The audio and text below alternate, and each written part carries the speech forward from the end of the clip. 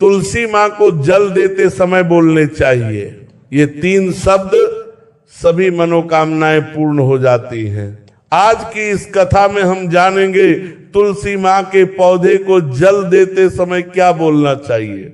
एक बार की बात, भगवान विष्णु आराम कर रहे थे, तभी वह मां लक्ष्मी आई और मां लक्ष्मी ने भगवान विष्णु से तुलसी मां को जल देने का महत्व पूछ लिया था। तब भगवान विष्णु ने उन्हें उसका महत्व सुना दिया था। आगे देवी मां लक्ष्मी कहती है, हे स्वामी, आपने मुझे तुलसी मां को जल देने का महत्व तो बता दिया है, किंतु अब मेरे मन में ये जानने की जिज्ञासा हो रही है कि तुलसी मां को जल कैसे देना चाहिए। तुलसी मां को जल देने की सर्वोत्तम विधि कौन सी है तथा तुलसी मां को जल देने का मंत्र कौन सा है।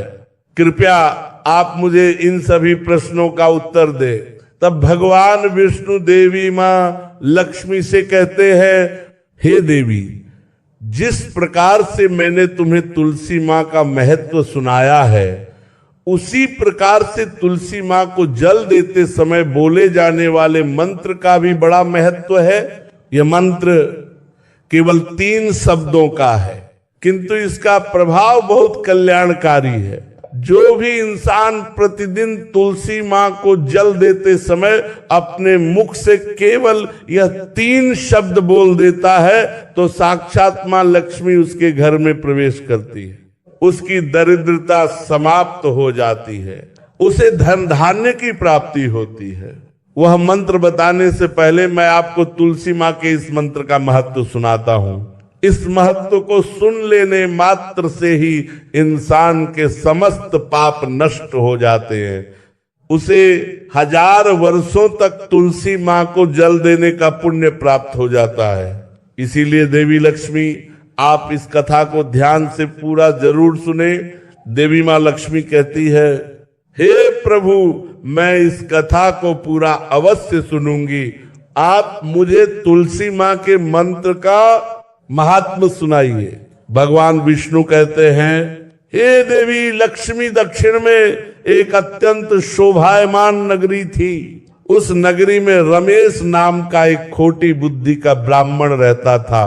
पापियों का तो वह शिरोमणि था। उसका जन्म एक ऐसे ब्राह्मण परिवार में हुआ था जो पाप कर्म करने वाले शास्त्र ज्ञान से शून्य थे। वह जन्म से तो ब्राह्मण था, किंतु कर्म से वह अत्यंत दुराचारी था।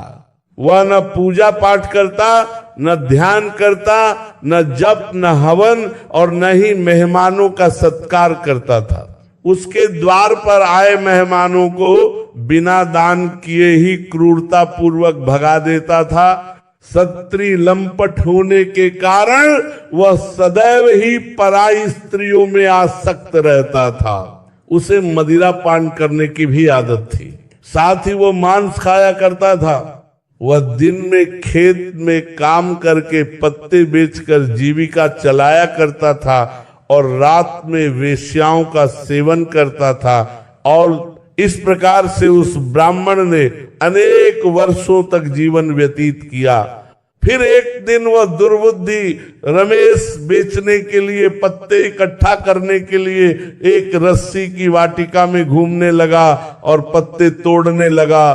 तभी एक काल रूपधारी काले सर्प ने उस ब्राह्मण को काट लिया और उसी समय पर उसकी मृत्यु हो गई। उसके बाद 2 यम के दूत उसे लेने के लिए उस स्थान पर प्रकट हुए और उसे उठाकर यमलोक ले जाने लगे। मार्ग में वह यमदूतों के सामने बहुत विलाप करने लगा, हे दूत, मुझे कहां ले जा रहे हो? मुझे छोड़ दो, मेरे प्राण बख्श दो। किंतु यमदूत उसे ये कहते हुए ले जाने लगे, अरे दुष्ट ब्राह्मण, तेरे पाप कर्मों के कारण तुझे सांप ने काट लिया है। अब यमदेव तुझे अवश्य घोर नरक में डाल देंगे। फिर यम के दूत उस ब्राह्मण को लेकर यमलोक पहुंचते हैं और यमदेव के सामने खड़े हो जाते हैं।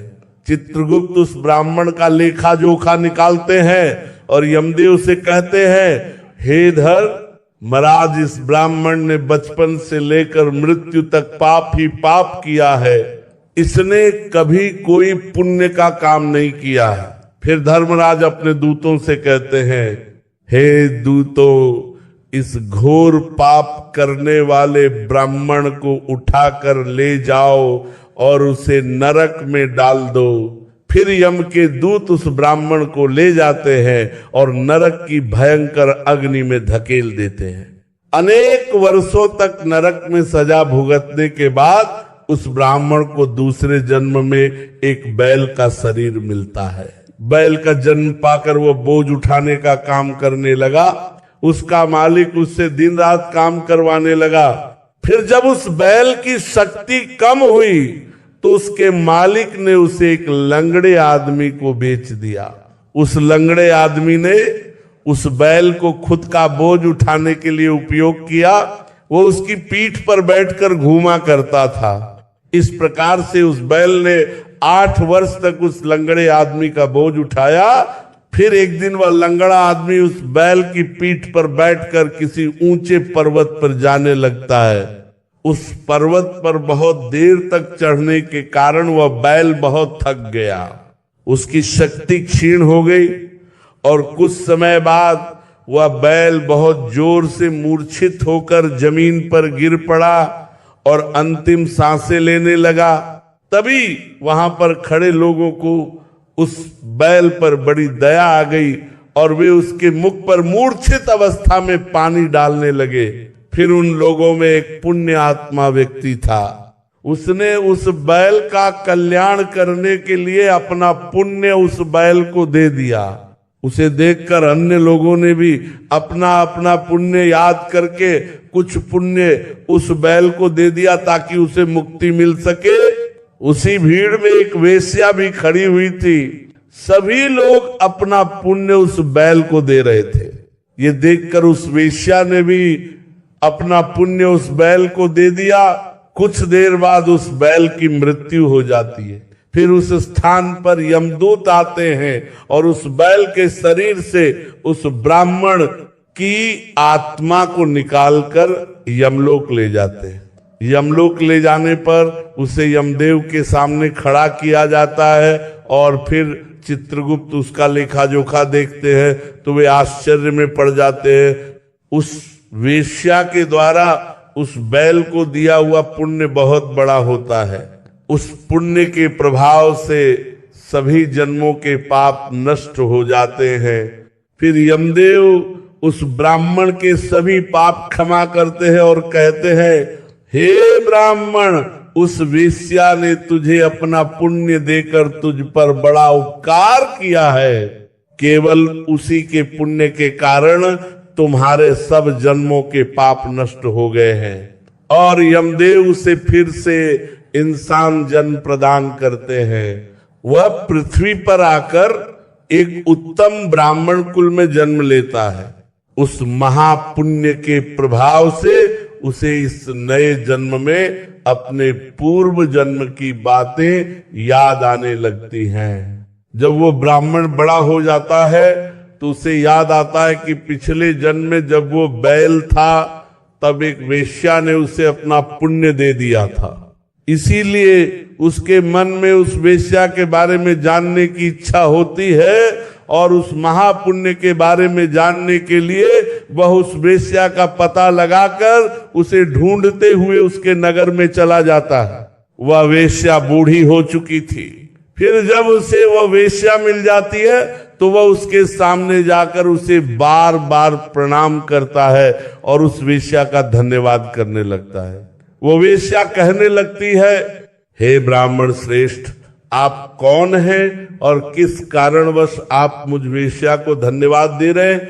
मैंने आपका कौन सा कार्य किया है जो आप मुझे नमस्कार कर रहे हैं? तब वह ब्राह्मण कहता है, हे माँ, मैं वही बैल हूं जिसे तुमने अपना पुण्य दे डाला था।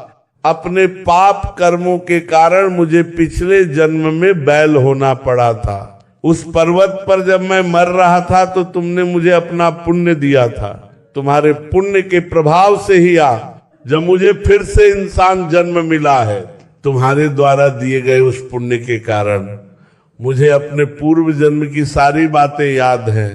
किंतु हे माँ, मैं आज यहाँ पर ये जानने के लिए आया हूँ कि तुमने मुझे उस समय पर अपना कौन सा पुण्य दिया था जिस कारण से मेरे सभी जन्मों के पाप नष्ट हो चुके हैं।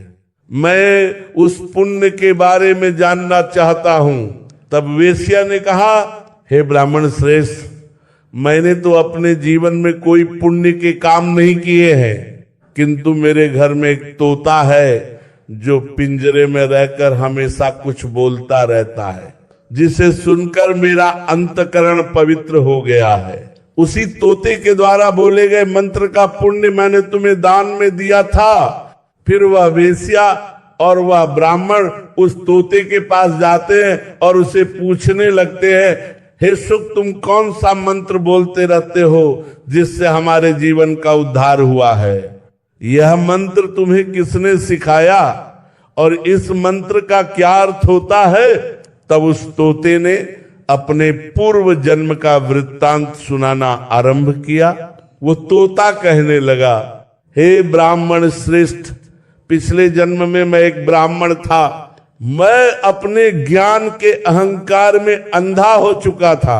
मैंने कभी गुरुजनों का आदर नहीं किया, सदैव ही उनका अपमान किया। मुझे अपने ज्ञान पर इतना अधिक घमंड हो गया था कि जिस कारण से मेरा क्रोध बहुत अधिक बढ़ गया और मैं सभी से द्वेष करने लगा, अन्य मनुष्यों को तुच्छ समझने लगा, विद्वानों का भरी सभा में अपमान करने लगा। फिर कालांतर में मेरी मृत्यु हो गई और मुझे यमलोक ले जाया गया। पूज्य जनों और गुरुजनों का अपमान करने के कारण मुझे तोते के कुल में डाल दिया गया और मेरा जन्म एक तोते के रूप में हो गया। मेरे पाप कर्मों के कारण छोटी अवस्था में ही मेरा अपने माता पिता से वियोग हो गया। फिर मैं पेड़ की डाल पर बैठकर रो रहा था, तो उसी स्थान से कुछ मुनि जा रहे थे। उन्होंने मेरी दयनीय पुकार सुनी और मुझे लेकर अपने आश्रम में चले गए।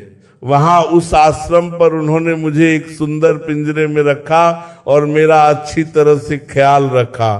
वे मुझे प्रतिदिन भोजन दिया करते थे और वेद पढ़ते थे। उस स्थान पर वे ऋषि मुनि, उनकी स्त्रियां और बालक सभी प्रतिदिन तुलसी के पौधे को जल देते थे और उसके सामने एक मंत्र का जप करते थे। उन्हीं के मुख से बार बार उस मंत्र को सुनकर मैंने उसे रट लिया और तभी से मैं उसका पाठ करने लगा। मैं उस मंत्र को जान गया हूं और वही मंत्र मैं दिन रात बोलता हूं।